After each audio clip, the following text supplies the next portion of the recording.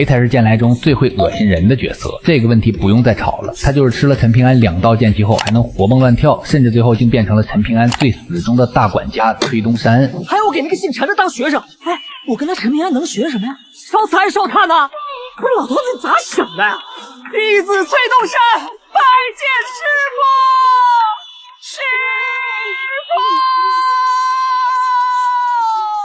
傅。有人说他前期有多讨人厌，后期就会让人有多爱。也有人说，别看他一出场满心想弄死陈平安，但最后却愿意舍弃一切，算计一切去帮助陈平安。这种从见你就想咬一口的疯狗，到谁敢动你，我咬谁的忠犬。到底是他被陈平安打怕了，还是这里面藏着什么我们看不懂的深情？要说他前期有多招人烦，那简直是把恶心人这3个字刻在了脑门上。半路碰瓷非要拜师就不说了，关键是他一路上那种阴阳怪气的劲儿。比如在黄庭国客栈，陈平安为了让林守一修行，花大价钱住灵泉房，结果崔东山呢，他转头就故意把昂贵的房价透露给自尊心极强的林守一，直接把林守一气得跟陈平安发脾气。这招挑拨离间玩的是真溜。还有他在地图上动的手脚，让陈平安一行人平白无故多遭了不少罪，甚至在他心里一度动过要杀掉李保平的念头，仅仅是为了让陈平安感受痛苦。他这么恶心人的动机是什么？说白了，他心里有气，而且是大的没边的怨气。他被老秀才斩了魂锁了道，强行按头认了个泥腿子当师傅，他就像是一个被剥夺了继承权还要去伺候私生子的豪门少爷，他没法反抗老秀才，只能把所有的邪火都撒在这个便宜师傅和他的身边人身上。看着陈平安吃瘪，看着团队内讧，就是他当时发泄不满的唯一方式。对付这种心高气傲还憋着坏的少爷，讲道理是没用的。陈平安的处理方式非常直接，灵针起手，物理超度。在水井边，陈平安连句废话都没有，直接把剑妈给的2道保命剑气全砸了下去，再加上小宝瓶用静心得意印章的爆头一击，如果不是老秀才及时出手捞人，崔东山这回绝对凉透了。这场毒打堪称全书最解气的名场面之一。为什么？因为大家憋屈太久了，看着崔东山一路作妖，大家早就想揍他了。更重要的是，这一顿毒打彻底打碎了崔东山骨子里的傲慢。他突然发现，眼前这个看似好欺负的泥腿子不仅敢杀他，而且下手比他还狠还果断。在修真的世界里，你想要一个疯子服你，你得比他更疯。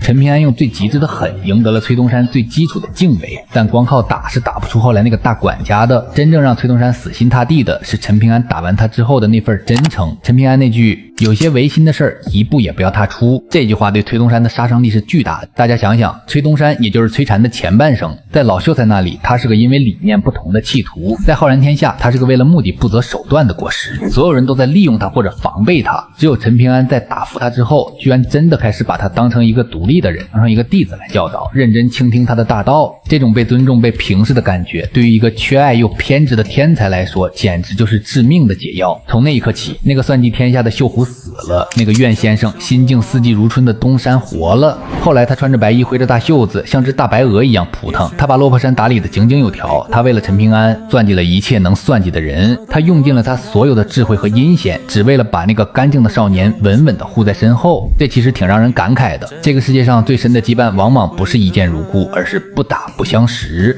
那个最开始让你觉得恶心，处处挑你刺的人，也许在了解你之后，会成为那个唯一愿意陪你对抗全世界的人。崔东山这辈子最幸运的事，就是那天遇见了毫不讲理的陈平安，不然他可能永远都只是个冷血的怪物。